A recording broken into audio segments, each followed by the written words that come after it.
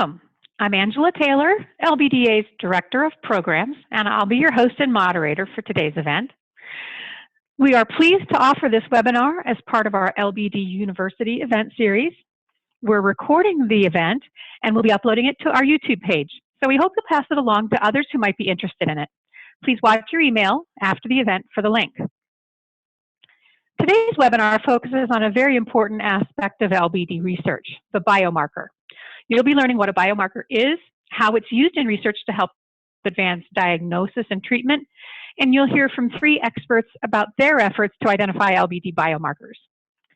Then we'll hold a question and answer session. So throughout today's presentations, we hope you'll submit questions using the Q&A button. For most of you, you'll find that at the top of your screen. And we hope we can address as many questions as possible in the time allotted.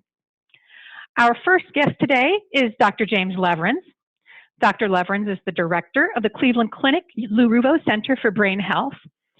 And he completed his neurology residence training at New York Hospital and Cornell Medical Center and completed his fellowship training in neuropathology at the University of Chicago. With a long-term interest in neurodegenerative diseases, Dr. Leverins' research interests include the study of the clinical, pathological, genetic, and biochemical characteristics of progressive neurological diseases. He's the principal investigator for the Dementia with Lewy Bodies Consortium, and he's the chair of LBDA's Scientific Advisory Council. Now I'm really pleased to turn things over to our first guest, Dr. Leverins. Good afternoon. Thank you, Angela. Welcome everyone to the webinar. I think we could start with our first slide. And next. All right, there I am. You've already been introduced, so we can go to the next slide.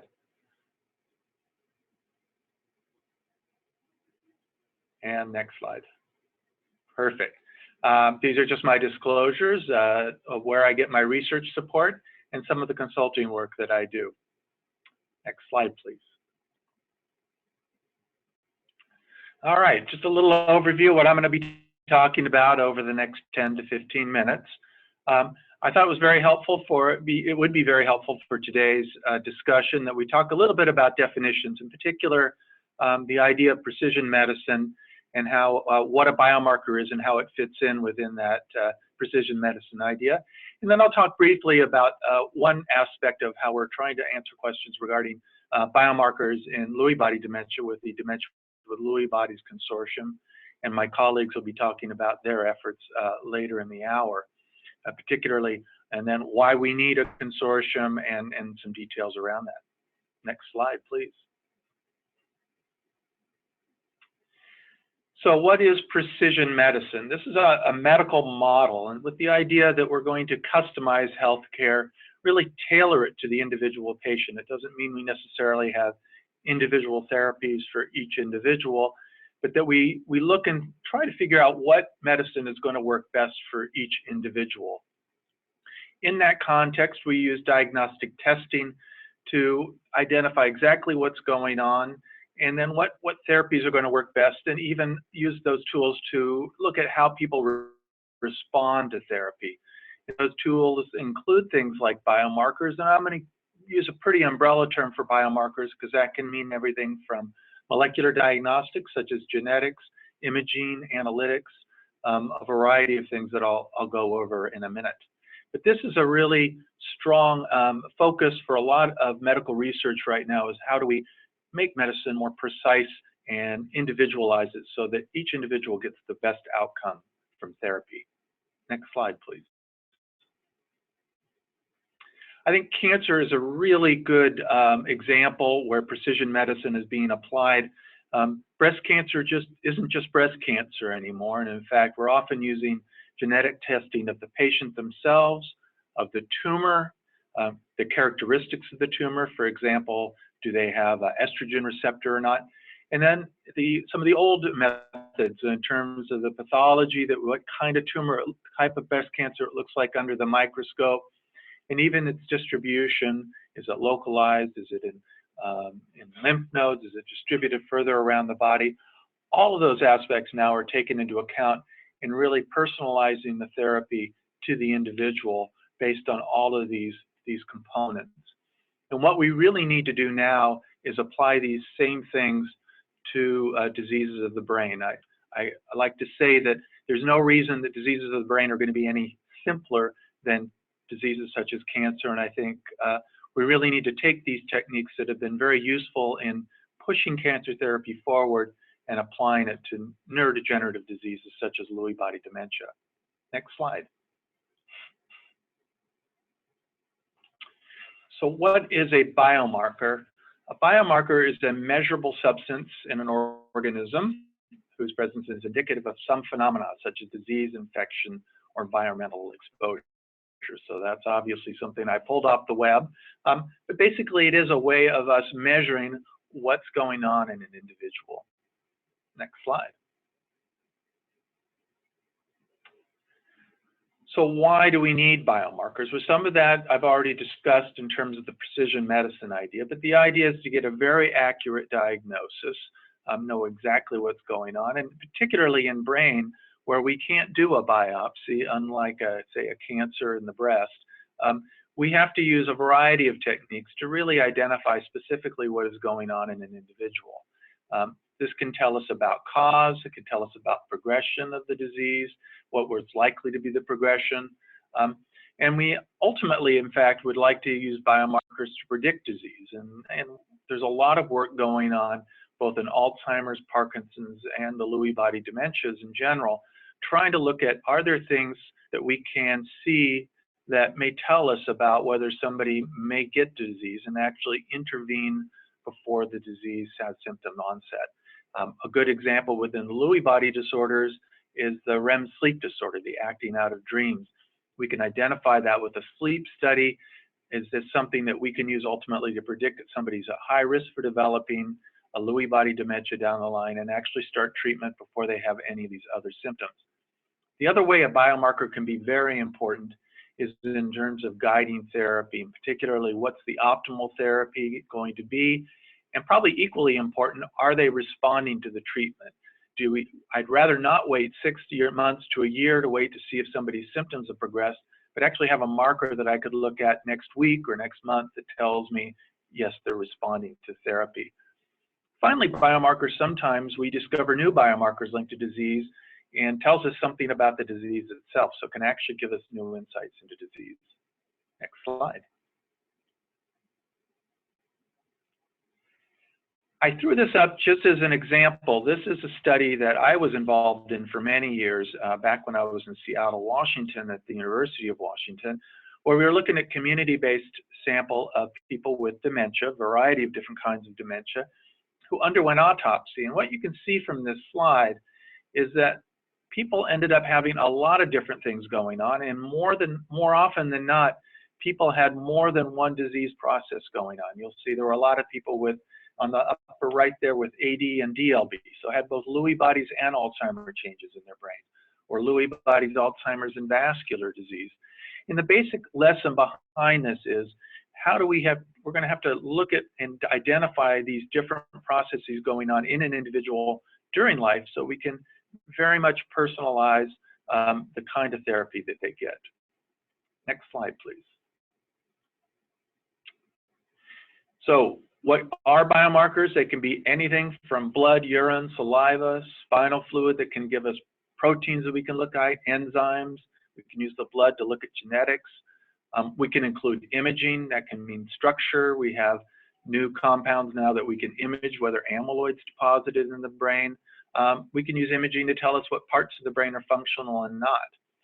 And even clinical characteristics, much as I mentioned, the sleep disorder, the REM sleep disorder, and even neuropsychology can tell us something about it. And ultimately, I think we're going to be putting all this information together, much like we put in all that information together with breast cancer, to tell us what's the best thing for this patient.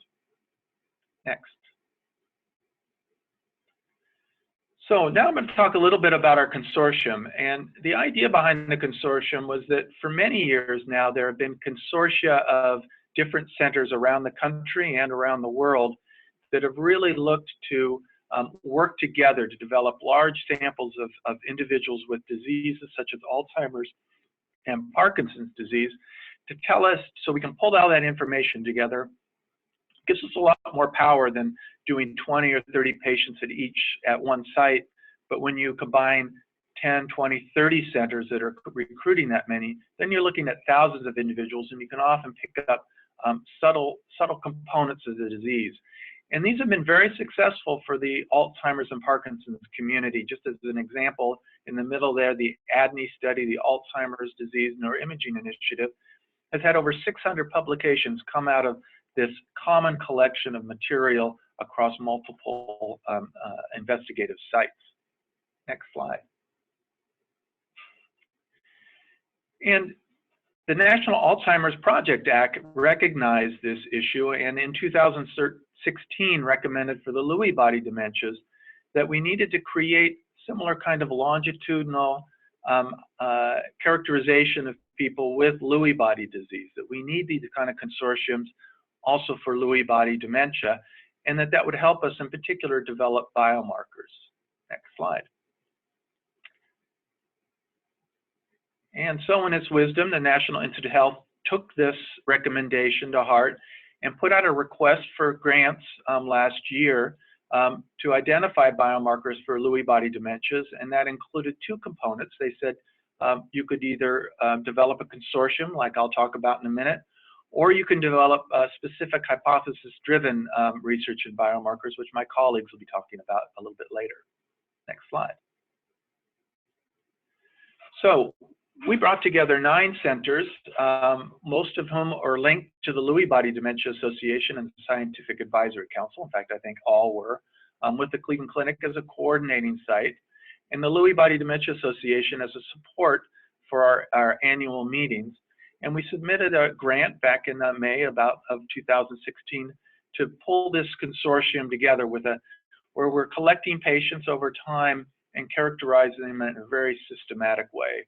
And we were was very grateful to be awarded this grant back in September of 2016. Next slide. There are 9 sites that are involved around the country, 2 on the West Coast, the rest mostly in the Midwest or on the East Coast. But again, most of these centers have extensive experience with treating and studying Lewy body dementia. Next slide. So what are we doing? We're doing a really very extensive evaluation over up to 5-year period with the individuals. We're hoping to enroll 216 people with dementia with Lewy bodies over a 3-year period, and then everyone gets at least 2 years of follow-up. At baseline, everybody gets a couple of brain scans, one for a MRI scan for structure, as well as a scan for how their dopamine system is working. Everybody gets a spinal tap and blood draw. They get a cognitive assessment. And this allows us, and then we will be doing this systematically on basically an annual basis over the time period of the grant. All of this data and biofluids will go into biobanks and data repositories that will be open to investigators to use. So the idea behind this is really creating an infrastructure with which a lot of different people can do studies.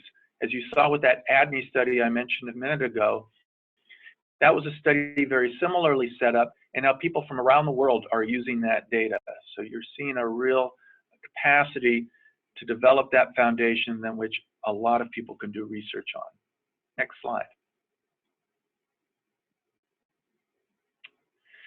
So the benefits, this is a large longitudinal study with everybody getting the same clinical and biomarker evaluation. The data and even the biosamples will be open to investigators. We actually are working on collaborations as well with sites in Canada and Europe that are doing similar kinds of projects. And this resource will be in these banks, the data and the biofluids, for years beyond the grant funding. So again, this is really truly creating a bank to help people with dementia with Lewy bodies, investigators, do their studies. Next slide. This is the group of investigators and coordinators We met earlier this year for the first time, and we'll meet annually. And I want to thank all of them for their participation. And I'm going to stop my presentation now and I guess open for questions. Okay, thank you so much, Dr. Leverance. We're actually going to hold questions until we get to the end of all three presentations, if that's okay with you. That works great, thanks. Okay, our next guest is Dr. Kurt Frey. Dr. Frey is the David E. Kuhl Collegiate Professor of Nuclear Medicine and Radiology, the Professor of Neurology and Research Professor in the Molecular and Behavioral Neuroscience Institute at the University of Michigan.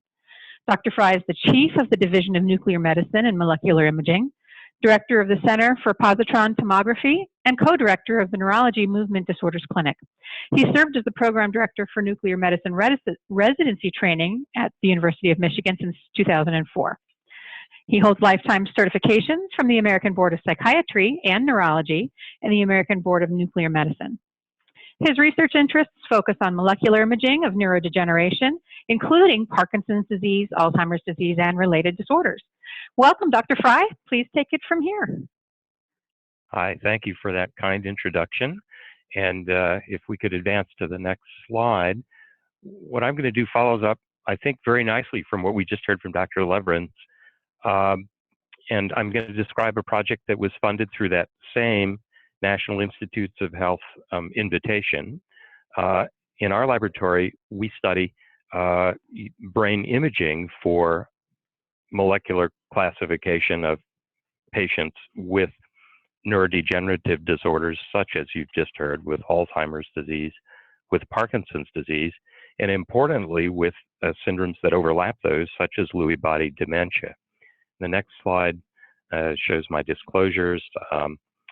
Some of the methods that I'm going to share with you have been in part developed in our laboratories or with our laboratories collaborating with industry, but I don't think this has any impact on what we're going to talk about. So from our perspective and our interest in using biomarkers is to address this kind of problem that we face with Lewy body dementias. We all recognize that Lewy body dementia is actually a syndrome, not a disease, and that it's a rather complex one. The clinical symptoms can be variable, the course of the problem can be variable, and of course we have inadequate and very limited therapies at the present time. We heard from Dr. Leverance that the pathology in the brain in Lewy body dementia is variable as well. It can include several distinct changes in individual brains, but this suggests that more than one disease pathway or process may be involved in individual patients. What we believe is that discovery of approaches to identify which specific LBD patients have what specific kinds of pathology changes going on will be instrumental to the discovery of new treatments and new therapies and to evaluating how they work. The next slide. So the next three slides just illustrate the major types of pathology that can be seen in the brain of LBD. This slide illustrates what's called the Lewy body. So this is a collection of proteins within the cell body of a nerve cell, and the black arrow points to this big pink collection inside a nerve cell. That is a Lewy body. It contains a number of proteins that are otherwise normally found in nerve cells, but here they've come together and aggregated into this spherical inclusion in an abnormal way that we think disrupts the function of the cell and probably ultimately leads to its death. This is characteristic of all patients with Parkinson's disease, and in Lewy body dementia, we see changes in the same places in the brain where Parkinson's affects the nerve cells, particularly in what's called the midbrain, the dopamine nerve cells. But in Lewy body dementias, these changes extend to other parts of the brain, including the cerebral cortex as well. The next slide shows an additional type of pathology that's seen probably in about 2/3 of patients with Lewy body dementias. And this is an amyloid plaque. So this is a brain slice or section taken from the cerebral cortex of a patient. It's been stained with a special silver stain approach, and the brown material at the tip of the red arrow is a collection of material that shouldn't be present in the normal brain.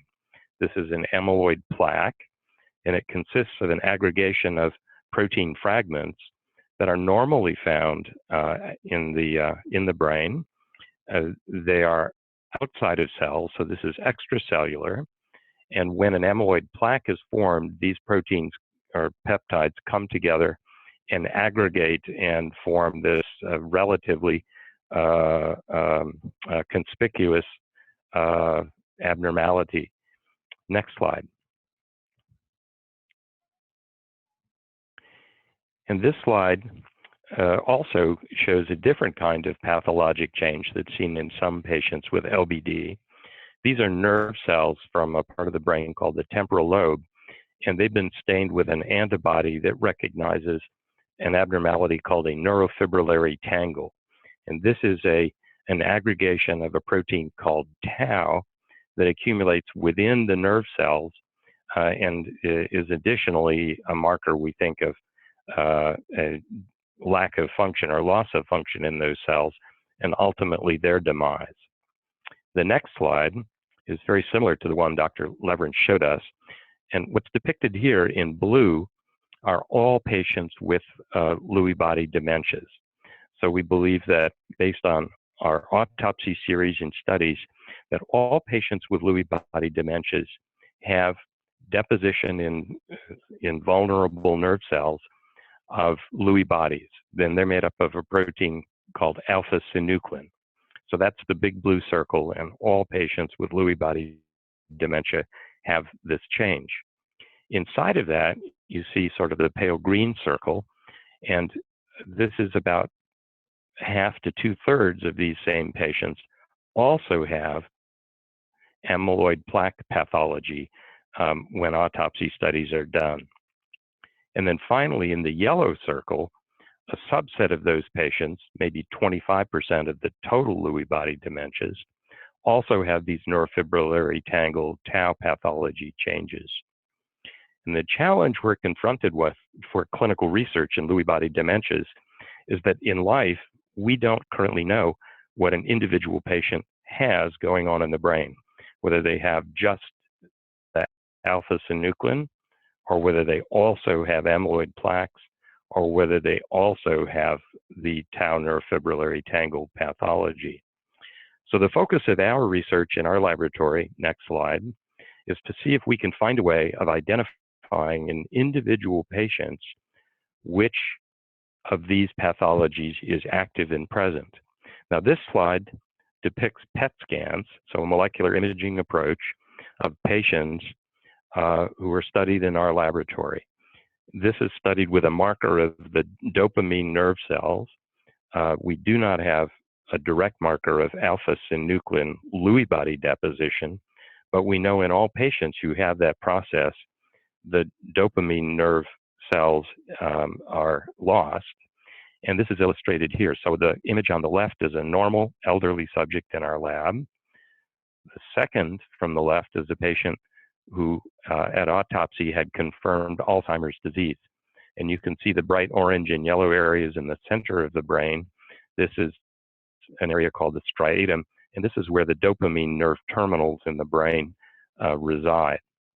And it's preserved in typical Alzheimer's disease. The next brain over is a typical patient with dementia with Lewy bodies. And here you can see all of that dopamine signal in the orange and yellow has been lost, almost back to the background of the rest of the brain. And this is quite typical of patients studied in our lab, where we have good clinical evidence that dementia with Lewy bodies is the correct diagnosis, and we've confirmed this with autopsy evaluations.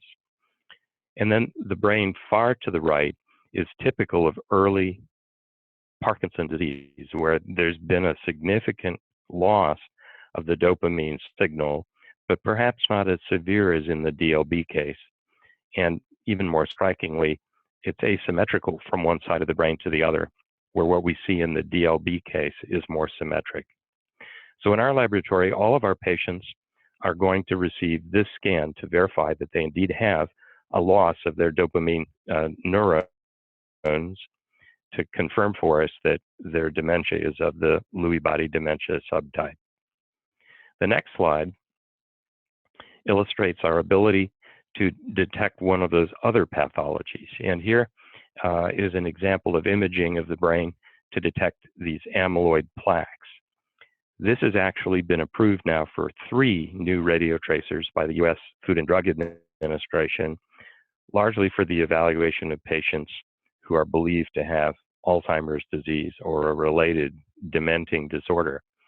And what you see here are 3 individuals who were part of the initial clinical trial of this agent, who underwent a PET scan. Those are the colored pictures on the left portion of each panel, and then who also underwent a brain autopsy. That's the rightmost part of the panel, which has been stained for amyloid plaques, and those are the dark gray brown dots that you see.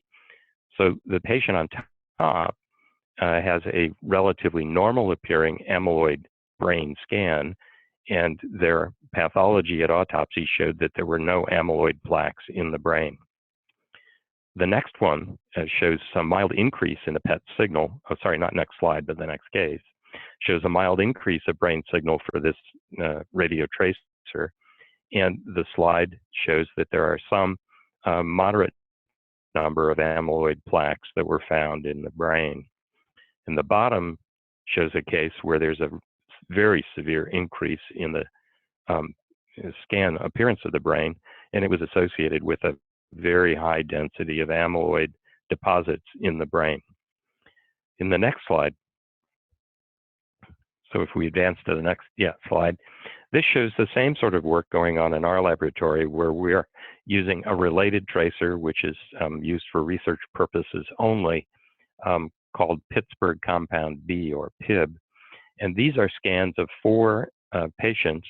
What you see here are surface renderings of what the brain would look like if we put on magic glasses and could see through the bone. And the top case is a patient with typical Alzheimer's disease.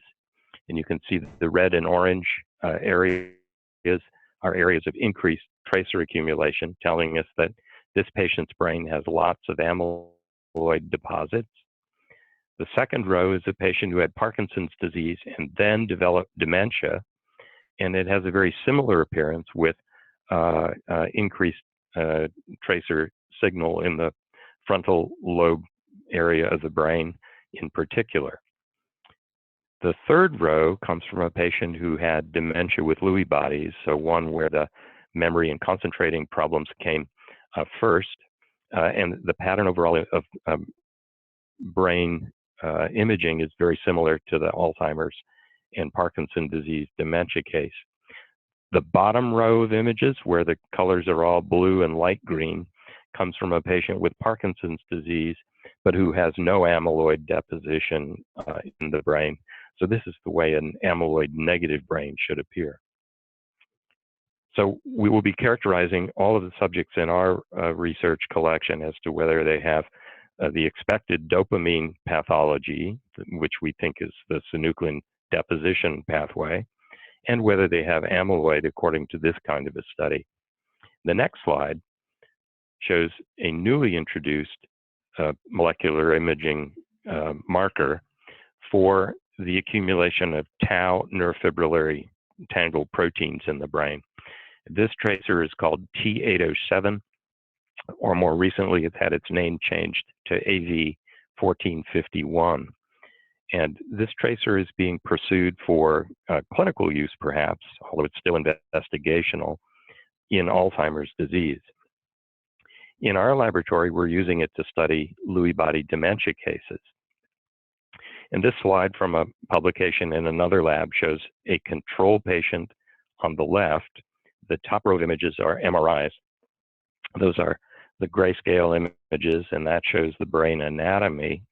And the bottom row of images shows in color the concentration of the tracer 1451 in these individual patient brains. Column number 2, labeled TBI, is a patient who had a severe closed head injury with traumatic brain damage.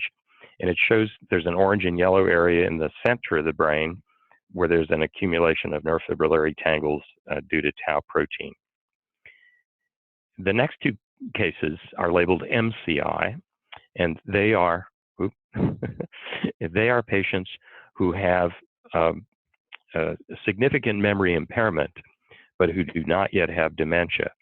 And most, but not all patients with MCI have a early stage or a preclinical stage of Alzheimer's disease.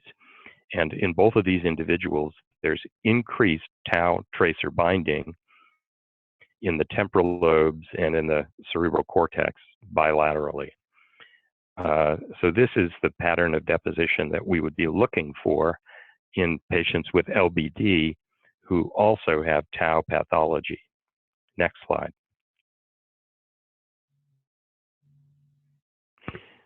So in our project, we are seeking to enroll 100 subjects with LBD, and they may have either dementia with Lewy bodies or Parkinson's disease dementia by their clinical diagnosis. And on entry, they're going to have an MRI scan of the brain, and then they're going to have 3 PET scans, one for the dopamine nerve cell injury indicating a synuclein degeneration, one for amyloid deposition or A-beta pathology, and one for tau neurofibrillary tangle pathology. And we expect on the basis of these 3 molecular imaging PET scans that we'll be able to classify individuals as to what they specifically have accumulating in their brains. We would then like to know whether there are clinical correlates in terms of symptoms or symptom progression and clinical course differences that are associated with those distinct patients' degenerations.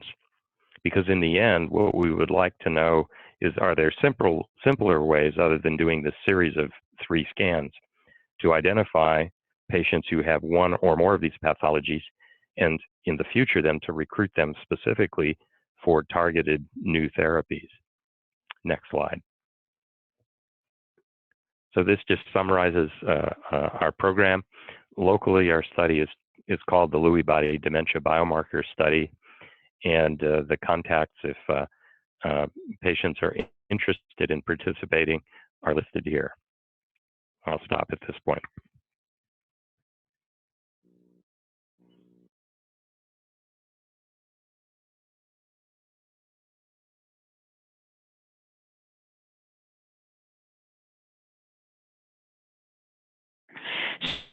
She's served as the chief of the Division of Aging and Dementia since 2001 and has directed the United Council for Neurologic Subspecialties Fellowship in Behavioral Neurology and Neuropsychiatry since its inception. In both research and patient care, Dr. Marder's focused on the epidemiology and treatment of cognitive, behavioral, and motor impairments in a range of neurodegenerative diseases, including Parkinson's disease, dementia with Lewy bodies, Huntington's disease, HIV dementia, Alzheimer's disease, and related disorders. Dr. Marder is also a member of LBDA's Scientific Advisory Council. So Dr. Marder, welcome. Please take it from here. Thank you, Angela, and I'm really delighted to be here today. And I think this presentation follows very well after the previous 2. They've done most of my work for me, so we'll probably be ahead of time. Can I have the next slide, please? So our project is the 3rd, also funded by NIH, and you'll hear very similar themes for this talk that you've heard previously. Our project is called Targeting Lewy Body Specific Pathology Using Biomarkers. And my co-principal investigator is Dr. Lawrence Honig, who is not here today. Next slide. Dr. Marder, if I can interrupt 1 second and just ask if you can speak a little bit louder, I think it'll be easier for everybody to hear you. Sure. Is that better? Sorry. It does sound better. If you can be closer to the phone, that'd be wonderful. Okay.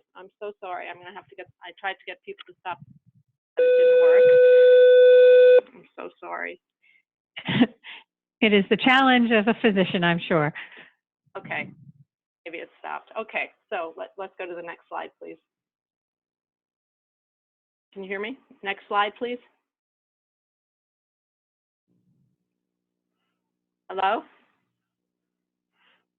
Cody, would you please transition to the next slide? Sorry, thank you.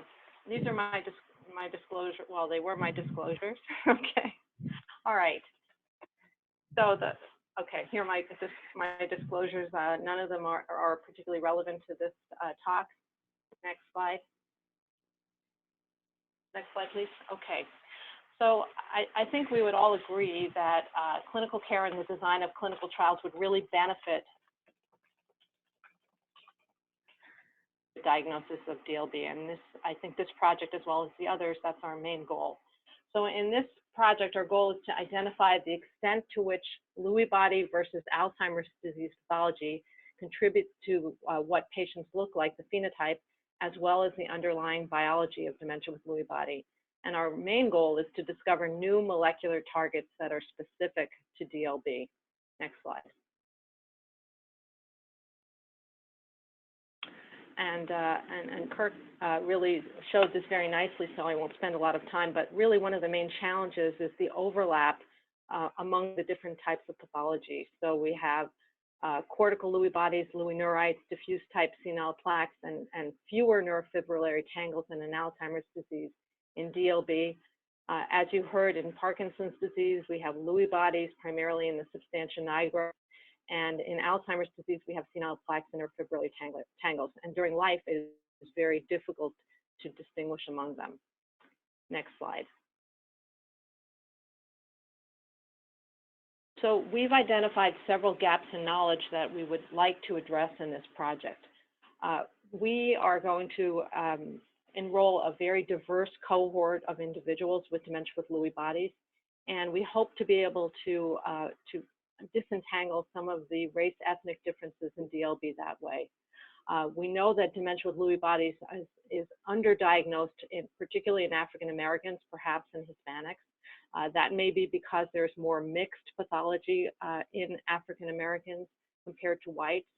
And what we know from the Rush Alzheimer's Center is that the African Americans are equally likely to receive a diagnosis compared to whites during life, but we know that they have more pathology, so that means that we are not diagnosing all African Americans who actually have Lewy body pathology, and we want to try to address that. As has been eloquently shown so far today, we know it's very difficult to diagnose coexisting Alzheimer pathology in dementia with Lewy bodies, and the more Alzheimer's pathology there is in a patient who also has Lewy bodies, the more difficult it is to diagnose dementia with Lewy bodies. And as an example, individuals who have Alzheimer's tangles tend to have fewer hallucinations, and that reduces our diagnostic certainty of dementia with Lewy bodies. So we have a lot of challenges, and particularly in clinical trial design, the more certain we are that somebody actually has a disease of interest, for example, dementia with Lewy bodies, the more likely we will to be successful. But we have a difficulty quantitating the amount of Alzheimer pathology. So what we really want to do is identify early biomarkers that are specific to Lewy body pathology. And we hope that ultimately, rather than looking at brain samples, which is one of the focuses of this project, we will more easily be able to detect these biomarkers in blood or cerebrospinal fluid from lumbar punctures. Next slide. So our first aim, our specific aim of our project is to recruit an ethnically diverse cohort of whites, Hispanic, and African Americans. We can do all of our assessments in both English and Spanish. We have an ambitious goal of recruiting 40 individuals per year for each of 4 years, for a total of 160 individuals with DLB. And as Jim showed you, the visits will be for the first year every 6 months, but then annually for as long as somebody is followed up to 5 years.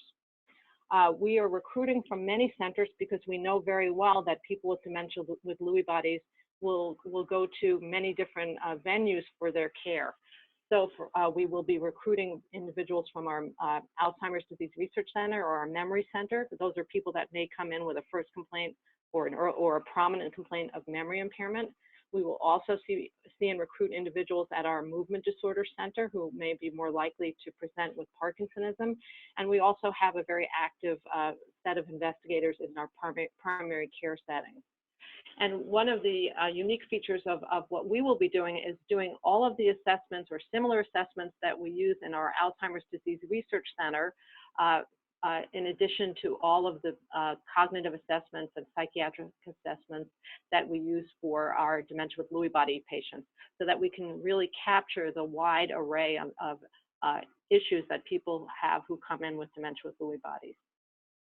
Next slide, please. Just a brief word on genetics. Our main focus is actually on RNA sequencing, but the study of genetics of dementia with Lewy bodies is increasing rapidly, but really is in its infancy compared to Alzheimer's disease and Parkinson's disease. And this is one of the first studies that came out published by Jose Bras, and he really did a monumental amount of work putting together a volunteer cohort of physicians and other investigators who see patients with Lewy bodies. And really what he showed here is that dementia with Lewy bodies is rather unique. What he showed is that one of the main features, one of the main genes that is associated with dementia with Lewy bodies, which has been shown by several groups, is ApoE, or primarily the ApoE4 form, but also several genes that have been associated with Parkinson's disease, including alpha-synuclein, GBA, which has been shown to be a risk factor for Parkinson's disease, approximately fivefold, and even more so for DLB, about eightfold, and another gene in the GBA pathway, SCARB2. So these are genes that are of great interest to individuals studying DLB. Next slide.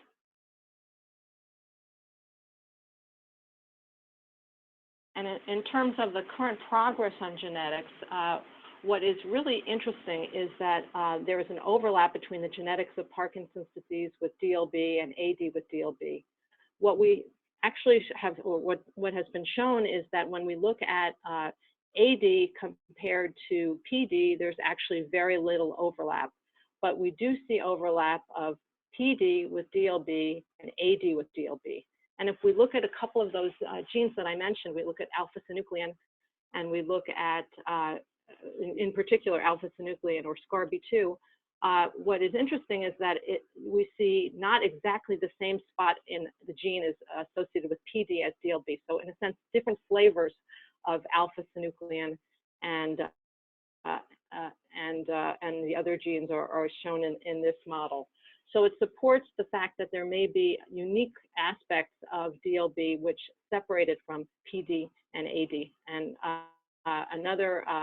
another study actually showed that that the heritability, the chance of inheritance, when we take away ApoE from AD, it's actually similar. DLB and PD and AD all have a heritability of about 30%. So it really makes us think that we might focus on unique aspects of DLB and find new targets for treatment. There are also ongoing studies, including large whole genome association studies, whole exome studies, and targeted resequencing studies that are being done in this population. Next slide. Our second aim, I told you about the first was to identify the cohort. Our second aim is to determine Lewy body specific differences in gene expression to determine targets for therapy and potential biomarkers. And for this, we are really focusing on brain samples from our large brain bank at the New York Brain Bank here at Columbia. We're going to be using RNA sequence technology to identify DLB specific changes. And to do so, we will be comparing 50 brain donors, people who've donated their brains to the brain bank, who have both dementia with Lewy bodies and Alzheimer changes. And our main comparison is to 50 other brain donors who have only Alzheimer's disease. And we are going to match them for age and gender and everything else we can think of. With the idea being by using that comparison, we will be able to tease out what's specific for DLB. To do so, we're going to look at two specific regions in each brain. One is the cingulate cortex, which is a place which is very commonly Lewy bodies are found. And the other area is the DA9 and the frontal cortex, which is more likely to have Alzheimer pathology. So again, a way of trying to look at Alzheimer changes versus Lewy body changes. In a secondary comparison, we're going to look at the comparison of DLB and AD to pure dementia with Lewy bodies, which is really quite rare, as you've heard, who don't have Alzheimer changes, as well as a comparison of DLB and AD to controls. Next slide. And this is just, I don't know if you can see it at the bottom, this we took from Wikipedia, but it's really just a schematic of what RNA sequencing technology is all about. And basically, we're going to isolate RNA, we're going to create these cDNA libraries, and it's really a way of trying to determine analyzing gene expression and really determining which genes are upregulated and which are downregulated in our brain samples. So we're going right to the brain because we know that they're pathologically confirmed, and that's in a sense where the action is. And we're going to focus in on the genes that are predominantly upregulated because those we think would be excellent biomarkers. Next slide. Our third aim is to go back to the individuals who we are recruiting in our new project, those 160 individuals who are participating in the DLB project, and take the biomarker hits that we think are most valuable from the brain samples and try to look for some of these changes in the blood and cerebrospinal fluid of these individuals.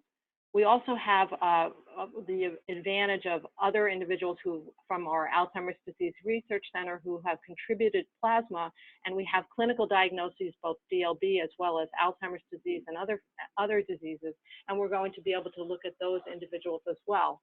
So we'll be able to try to seek out these specific RNA sequences as well as proteins, and an exploratory analysis of something called DNA methylation patterns, which are even more exquisitely targeted towards active areas in the genome. Next slide. So in conclusion, we think there are several challenges in DLB clinical trials that we hope to remedy with this project. We know that currently there are inclusion of participants with a varying amounts of AD pathology. If we can narrow that down, that would be much stronger for our clinical trials. Genetic studies are still at a very early stage. We think that there are unique genetic contributions to DLB. We hope that the RNA expression studies will identify biomarkers for us and target therapeutics. And of course, again, our goal is to develop easy to analyze, cost-effective treatments and targets for Lewy body disease, primarily blood tests, but potentially spinal fluid. Next slide. And this is just our contact information. Anyone interested, we would love to talk to you.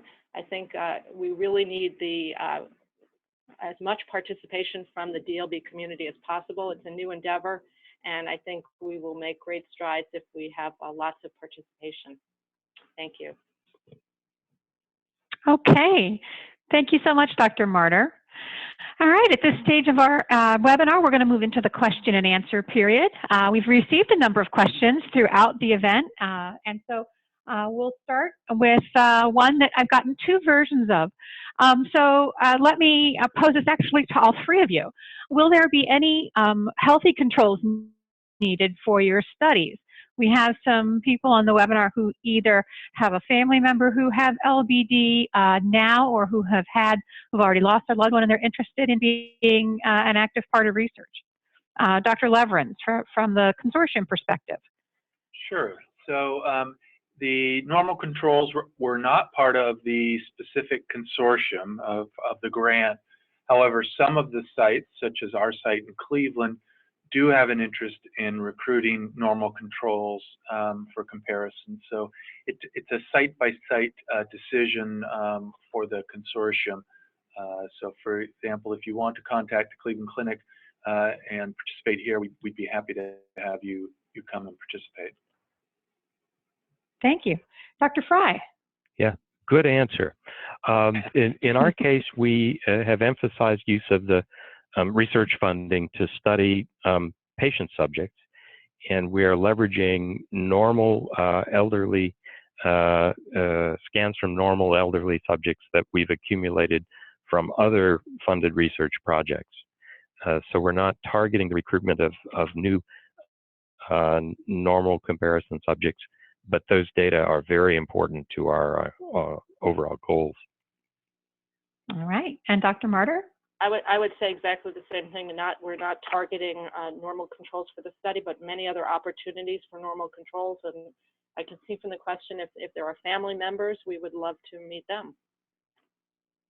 Okay, wonderful. Thank you. We've had some questions regarding how do people sign up for the biomarker studies. So I will go ahead and answer that one myself, because we will be sharing a slide later on at the end of the Q&A, which includes a link to our website where we list actually all 3 of these particular studies, and there is information there where people will be able to reach out to the individual sites. We have a question here that really is tied more to the genetic side of things. So Dr. Martyr, I'll pose this one to you. 6 of this individual's 9 aunts and uncles and their mother died from LBD. They're asking what tests can they request from their doctor to see if they have a predisposition. Can you address that from a general educational perspective? It's an excellent question. I guess what we normally would do when we see somebody who reports a family history is very carefully take a family history and try to determine what the inheritance pattern of the is. In this case, it sounds like it may be autosomal dominant. There are several genes that have been associated with Parkinson's disease. I mentioned some that are associated with dementia with Lewy bodies. I think you would probably want to go to a specialist or somebody who has some expertise in genetics. There's no easy test to do for an internist for this type of thing, but I think a careful history first would be the first step. Okay, thank you. Here's a rather unique question. Lex asks or says, "Thank you for your time and efforts. My husband has had a closed head TBI about 2 years ago. He also has cancer, T-cell lymphoma, and every time he has a flare-up, he has markedly more issues with his memory. And once it goes down, the symptoms go down as well." They're wondering, you know, if the neurologist has already ruled out things like MS and other cancers, and they want to find more expert input because they're seeing, the family is seeing signs of LBD, where would they be able to go get more information? So what types of specialty centers might they pursue additional diagnostic assistance? Dr. Leverins, let me turn that into you.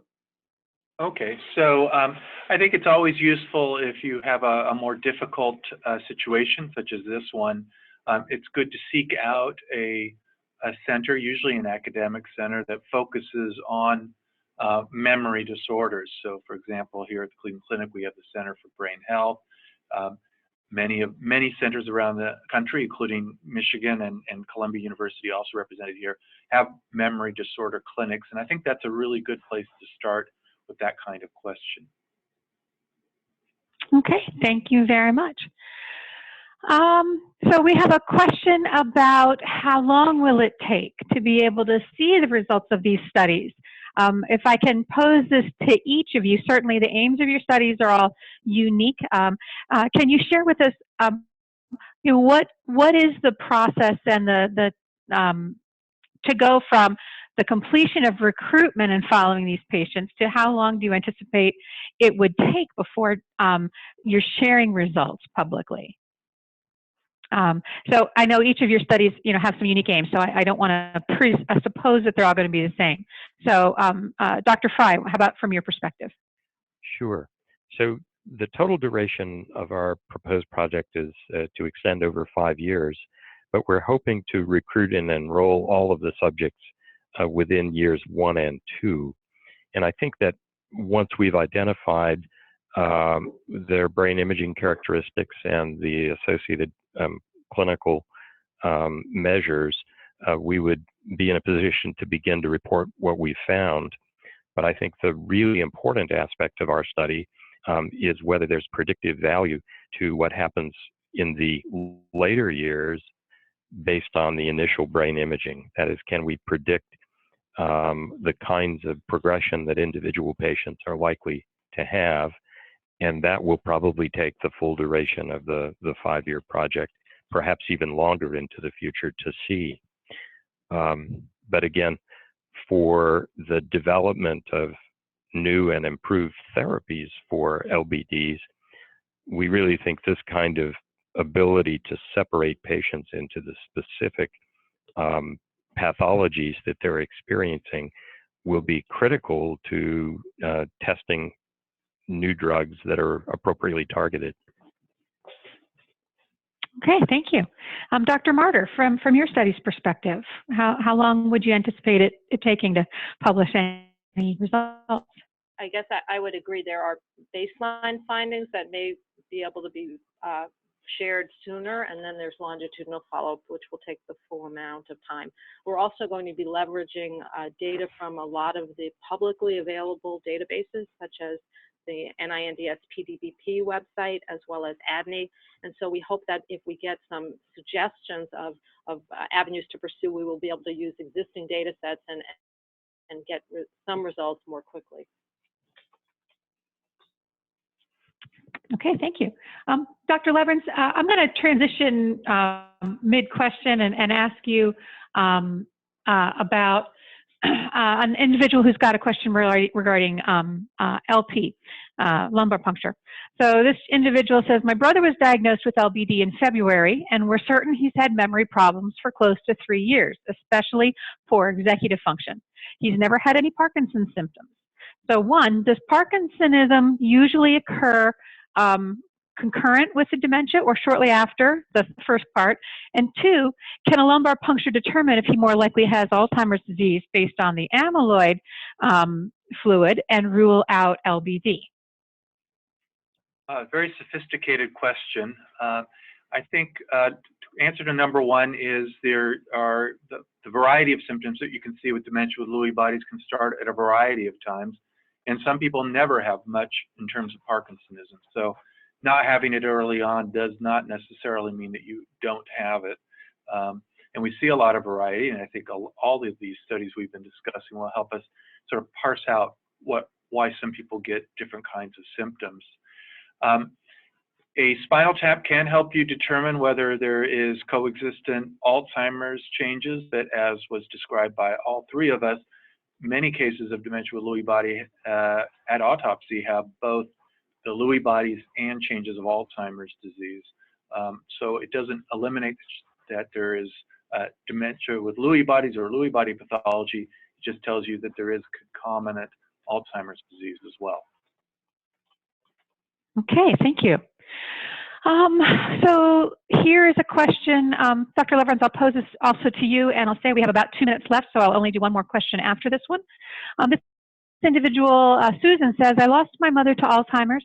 It was a very classic progression of Alzheimer's symptoms. I recently lost my dad, who exhibited classic LBD symptoms and progression.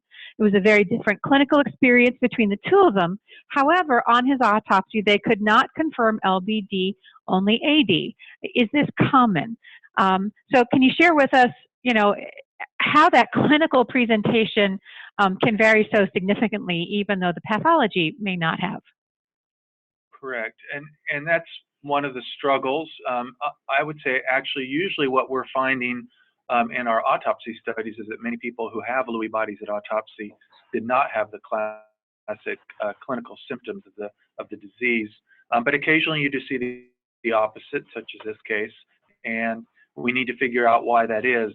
Certainly my personal clinical experience is that some of the symptoms, such as Parkinsonism, probably more likely delusions, false beliefs, rather than true hallucinations, can happen in the moderate to more severe stages of Alzheimer's and often are misinterpreted as being dementia with Lewy bodies. Okay, thank you very much. Here's our last question, a question from Howard. Dr. Frey, I'll ask this one of you. Howard says, presently I have 2 PET scans from 1 year apart. Can that be utilized in your research, and how can we help link up with the work that you're doing? Very good. Well, so not all PET scans are the same, of course, and so the PET scans that Howard has undergone, we'd need to know what kind. If they're the usual clinical diagnostic PET scans, they were probably done for energy metabolism or glucose use with FDG, and that's a brain PET study that does not figure into our classification scheme, although it can be diagnostically very useful in the clinic. And again, if individual patients or families are interested in participating in our study, I think you have the contact information that you'll show at the end. Wonderful, and that is the perfect segue. If I can ask our host, please, to advance to that slide that includes the links to our website. I would like to thank Dr. Leverins, Dr. Frey, and Dr. Martyr for all of your very, very insightful and informative presentations, and for taking time out of your busy schedules to join us today. We truly appreciate it. For those of you who are interested in finding research studies and clinical trials that are currently recruiting, we encourage you to visit LBDA's website at the link that we're showing here. You can also learn more about the Parkinson's disease biomarker program that is the main platform through which these 3 studies are funded. We've provided that link, and certainly clinicaltrials.gov is a place that lists clinical trials of all types of diseases and symptoms. We'd like to thank all of you for taking time out of your schedules today. I want to let you know that most of our programs are made possible through private donations. And so if you'd like to make a gift, we encourage you to please visit our website or to call our offices, and encourage you to please take note that our next LBD University webinar is going to be in October. And that's when we celebrate LBD Awareness Month. Our guest then will be Dr. Ian McKeith of Newcastle University in the UK, and he is a longtime member of our Scientific Advisory Council. Dr. McKeith will be presenting on the newly updated diagnostic criteria for dementia with Lewy bodies, and that was just released last month. So please watch your email from news from LBDA about that event in the near future, and also watch your email for a link to today's recording and a link where you can download the slides from today's event. Thank you so much for attending, and we hope you enjoy the rest of your day.